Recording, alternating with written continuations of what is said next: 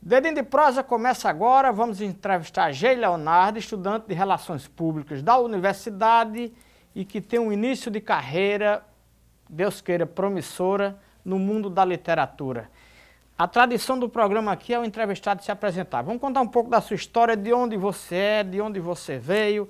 Aí a gente desenrola um papo aqui. Como você já disse, me chamo Geis Leonardo, né? Sou estudante de Relações Públicas na UFB. Sou natural de Sapé. Terra de Augusto dos Anjos. A responsabilidade de escrever já é grande, né? Pois é, você já está aí. Já começa com a comparação com Augusto, aquela assimilação. Comecei a escrever nas redes sociais em 2010, mas a maneira que eu venho levando foi desde 2013, quando as coisas começaram a tomar uma proporção que eu nunca imaginei. E a partir daí aconteceu tudo isso, né? Aí migrei de uma rede para outra, fui criando outra, e hoje aí já são mais de 150 mil leitores. Mas antes, vamos voltar um pouquinho. Você na escola já percebia que tinha uma inclinação para a literatura, para a história, como é? Sempre gostei da leitura.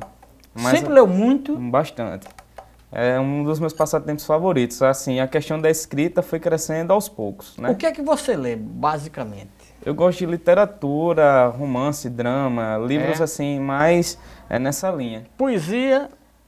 Leio, mas não muito. Não Leio muito. Só Augusto. Assim. Augusto, é? Augusto eu já li tudo. Que só tem um livro, mas eu já li completo. Mais de uma vez. E qual é o escritor da sua preferência? O escritor brasileiro da sua preferência e o escritor estrangeiro da sua preferência? Ou você não tem essas preferências, tal? Eu não tenho um escritor assim que eu vou dizer que que ele é o melhor, porque eu considero muitos, acompanho o trabalho de muitos, né? Mas gosto de Jorge Amado, nacionalmente falando, né? Gosto de Jorge Amado, também Nicholas Sheldon, são os escritores assim que eu mais acompanho. E que atividades você exerceu, digamos, na escola em que você percebeu que meu caminho tem um pouco a ver com a literatura? Concursos de redação. Concurso de redação? Sim, todos que apareciam eu participava. E a maioria eu saí como vencedor. E que escolas você estudou em Sapé?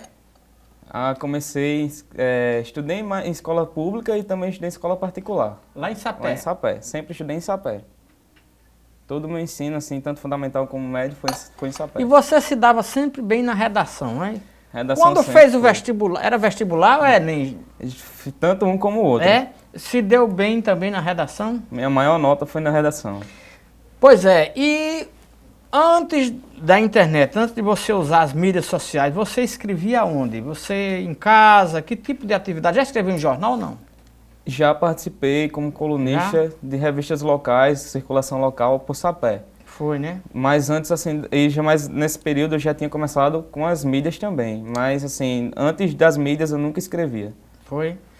Em que momento você disse, não, eu vou ser escritor? Deu aquele estalo, você disse, é por aqui? Em nenhum momento. Não? Até hoje? Até hoje. Mas você está escrevendo um livro, O livro já está pronto, o livro vai ser lançado. Não foi uma coisa que aconteceu naturalmente. Assim. Você não tem a pretensão de ser escritor? Não tinha. Não tinha. Não, veja bem, não tinha, mas tem. Aí eu estou me perguntando em que momento você disse, bom, eu vou ser um escritor. Olha, a coisa aconteceu e a gente abraça, né? Eu sou desses, assim, que se a coisa acontece e tem uma oportunidade, eu abraço. Mas, assim, se eu for dizer que foi um objetivo que eu tracei na minha vida para que isso acontecesse, eu vou estar mentindo, porque eu nunca imaginei que as coisas pudessem tomar esse rumo que hoje tem, né? E você imaginava o quê?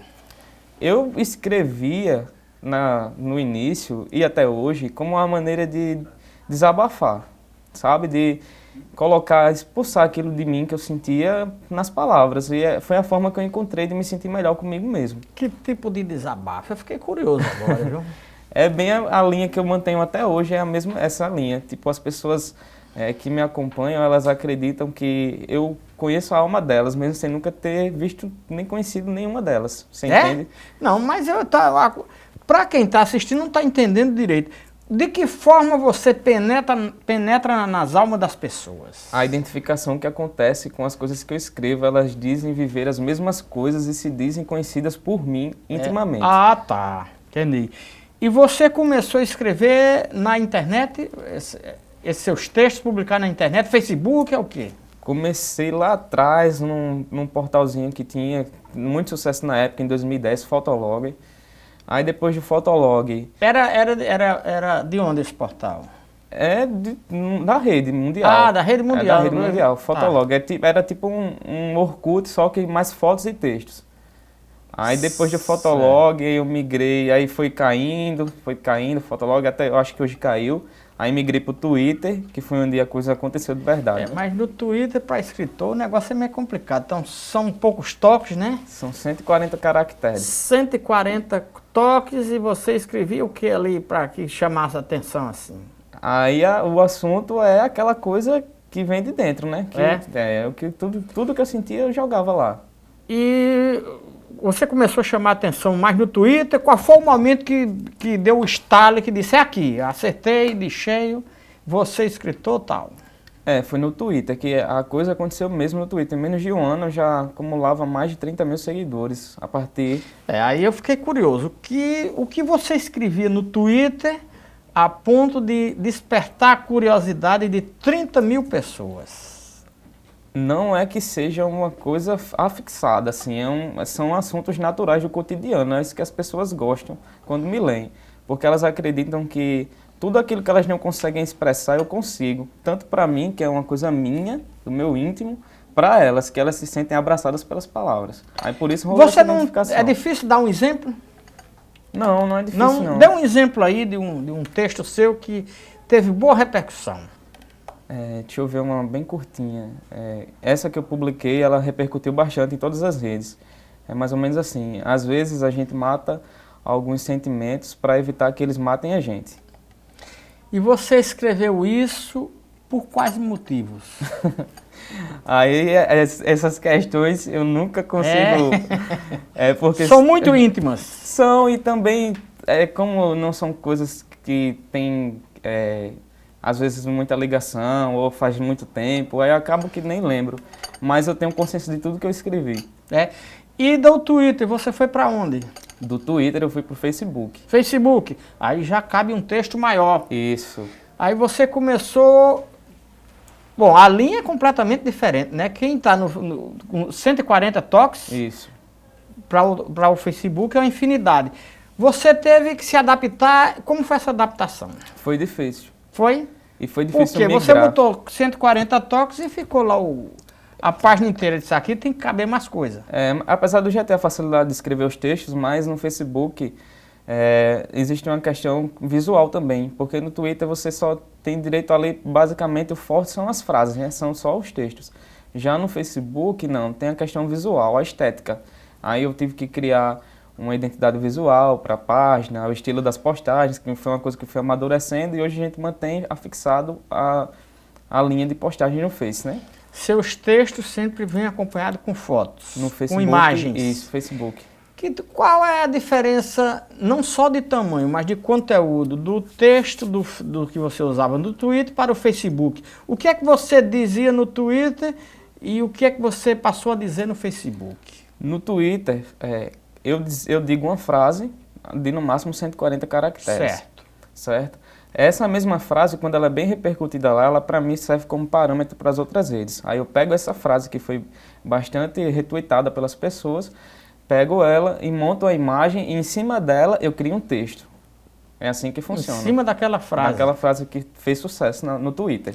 Essa frase que você citou foi a que mais fez sucesso? Não, teve outras? Não, teve outras frases. E onde você vai... Como é que você cria essas frases? Como é o processo de criação? Você se concentra, é na hora de dormir, dá um estalo, como é que funciona? Dá um estalo. A qualquer momento, eu posso estar assistindo aula, posso estar aqui com você e já estar pensando em alguma coisa. No ônibus, em qualquer lugar. Se eu ficar pensando por muito tempo, ficar em silêncio e pensando, eu consigo produzir. Você produz uma média de quantas dessas frases, digamos, por dia? Não tem uma média exata, porque a vida corrida a gente acaba não dedicando tanto tempo, né? Mas eu acredito que de 3 a 5, já teve vez de eu escrever 10 textos em um dia só, aqueles dias que você está mais angustiado, inspirado. Você parece que já traz isso de Augusto dos Anjos, né? Tem uma certa angústia, eu estou sentindo isso. Mas me parece que seus textos começaram a chamar a atenção e uma editora se interessou para lançar um livro seu. Mas você vai confirmar ou não daqui a pouco, que a gente vai fazer um breve intervalo e volta já já.